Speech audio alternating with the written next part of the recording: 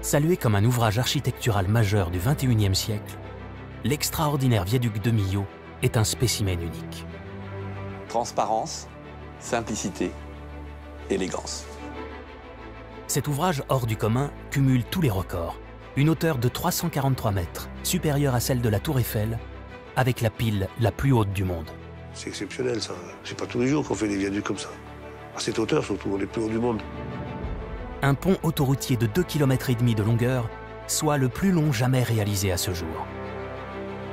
36 000 tonnes d'acier et 206 000 tonnes de béton, soit 5 fois le poids du porte-avions Charles de Gaulle à pleine charge. Je l'ai souhaité, ce viaduc, après je l'ai voulu, je l'ai même exigé. Ça n'a pas été simple, mais c'est quelque chose qui a changé ma vie. Au cœur d'une nature sauvage protégée, le viaduc de Millau est un projet pharaonique et d'une ambition telle que l'on a peine à croire à la durée des travaux. Après 17 ans d'études, seulement 3 ans ont suffi pour le bâtir, d'octobre 2001 à décembre 2004. J'avais vraiment l'impression d'assister à un chantier hors norme, hors du commun. Comme un homme du Moyen-Âge qui voit la construction d'une cathédrale. C'était quelque chose d'assez exceptionnel. Le coût de ce chantier du siècle, qui a mobilisé en moyenne 500 compagnons pendant 3 ans, a été de 400 millions d'euros.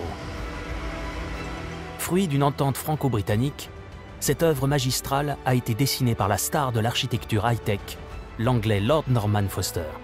On lui doit, entre autres, The Gherkin à Londres, ou les terminaux de l'aéroport international de Pékin. Conçu par l'ingénieur français Michel Virlogeux, spécialiste mondial des ponts, le viaduc a été réalisé par le constructeur Eiffage. Un trait qui traverse la vallée et 7 piles toutes identiques et rien d'autre. C'est une combinaison unique.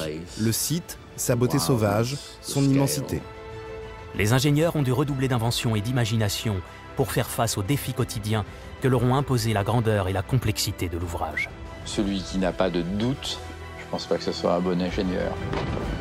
De la première pierre au moment délicat de la pose du tablier et de la jonction tant attendue, les artisans de ce chantier à ciel ouvert ont dû franchir les limites de l'impossible.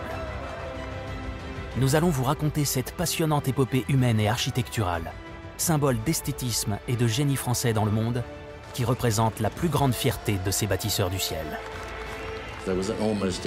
Il n'y avait presque pas d'autre issue que d'avoir un pont qui traverse majestueusement le paysage, de la façon la plus sobre, légère et élégante possible.